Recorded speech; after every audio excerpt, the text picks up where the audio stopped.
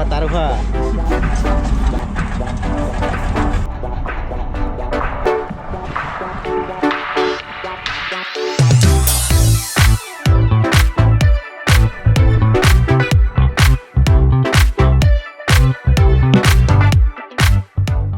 Oke, ini dia rangkuman singkat soal Pulau Kodingarengkeke.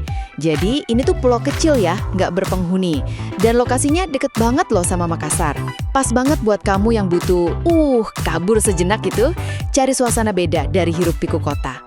Nah, ada 3 hal penting nih yang perlu kamu tahu. Pertama, soal aksesnya.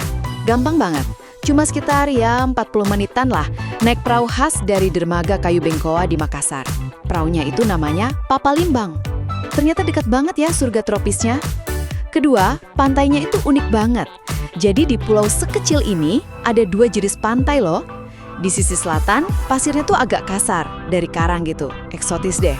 Tapi di sisi utara, wah, pasirnya putih bersih dan halus banget, kayak tepung. Berasa spesial karena pulaunya sepi, tenang. Dan yang terakhir, yang ketiga nih, dunia bawah lautnya. Wow, airnya tuh jernih banget, sejernih kristal. Jadi buat snorkeling, udah paling pas. Kamu bisa lihat ikan warna-warni, terumbu karang yang masih sehat. Rasanya tuh kayak berenang di dalam akuarium raksasa. Beneran deh. Oh ya, selain itu bisa juga kok sewa paddleboard, berenang, atau ya sekedar leyeh-leyeh nikmatin suasana.